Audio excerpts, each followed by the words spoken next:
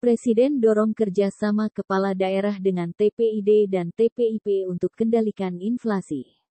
Jakarta, Pelita Batak. Dunia saat ini berada pada posisi yang tidak mudah akibat pandemi COVID-19 yang belum sepenuhnya usai, ditambah perang di Ukraina yang menyebabkan krisis pangan, energi, dan keuangan global.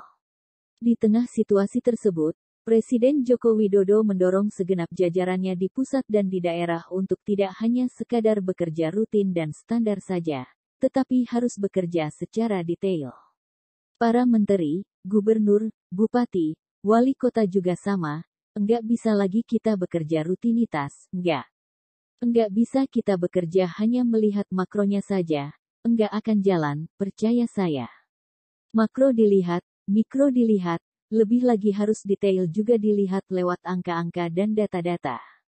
Karena memang keadaannya tidak normal, ujar Presiden saat membuka Rapat Koordinasi Nasional Pengendalian Inflasi tahun 2022 di Istana Negara, Jakarta, Kamis, tanggal 18 Agustus tahun 2022.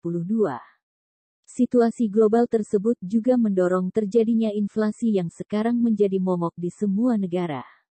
Inflasi Indonesia per Juli tahun 2022 berada pada angka 4,94% year-on-year.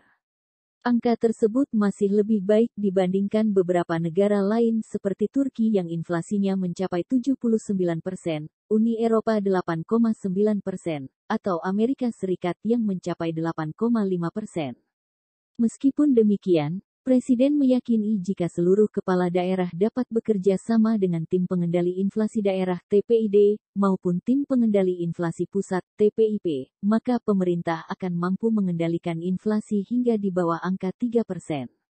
Presiden juga meminta para kepala daerah bisa mengecek apa yang menjadi penyebab inflasi di daerahnya.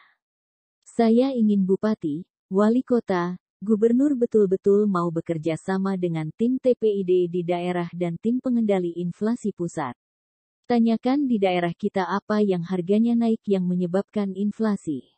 Bisa saja beras, bisa saja tadi bawang merah, bisa saja cabai dan dicek. Tim pengendali inflasi pusat cek daerah mana yang memiliki pasokan cabai yang melimpah atau pasokan beras yang melimpah. Disambungkan, ini harus disambungkan karena negara ini negara besar, jelas Presiden. Kepala negara juga mengingatkan bahwa angka inflasi Indonesia yang masih bisa ditahan untuk berada pada 4,94% adalah karena besarnya subsidi untuk energi dari APBN yang mencapai 502 triliun rupiah. Presiden pun akan meminta Menteri Keuangan untuk menghitung kemampuan APBN pemerintah dalam melanjutkan subsidi tersebut. Pertalite, Pertamax, solar, LPG, listrik itu bukan harga yang sebenarnya, bukan harga keekonomian, itu harga yang disubsidi oleh pemerintah yang besarnya itu hitung-hitungan kita di tahun ini subsidinya 502 triliun rupiah. Angkanya gede sekali. Ini yang harus kita tahu, untuk apa? Untuk menahan agar inflasinya tidak tinggi. Tapi apakah terus-menerus APBN akan kuat? Nanti akan dihitung oleh Menteri Keuangan, tuturnya.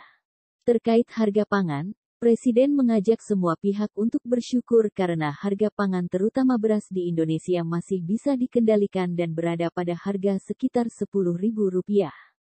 Harga tersebut jauh lebih murah jika dibandingkan harga beras di sejumlah negara, misalnya di Jepang Rp66.000, di Korea Selatan Rp54.000, di Amerika Serikat Rp53.000, dan di Tiongkok Rp26.000. Kita juga patut bersyukur baru seminggu yang lalu kita mendapatkan sertifikat penghargaan dari International Rice Research Institute untuk sistem ketahanan pangan kita dan swasembada beras. Ini yang harus kita pertahankan dan kita tingkatkan sehingga tidak hanya swasembada beras saja, tapi nanti bisa ekspor beras, ikut mengatasi kelangkaan pangan di beberapa negara karena sudah mengerikan sekali, ungkapnya.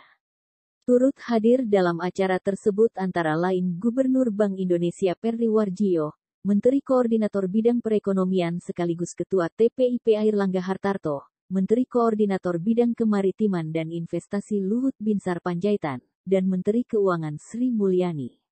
Hadir pula dalam acara tersebut yakni Menteri Perdagangan Zulkifli Hasan, Menteri ESDM Arifin Tasrif, Menteri Perhubungan Budi Karya Sumadi, Menteri Koperasi dan UKM Teten Masduki, Menteri Pertanian Syahrul Yassin Limpo, Menteri BUMN Erick Thohir, dan Menteri PUPR Basuki Hadimuljono, Biro Pers, Media, dan Informasi Sekretariat Presiden.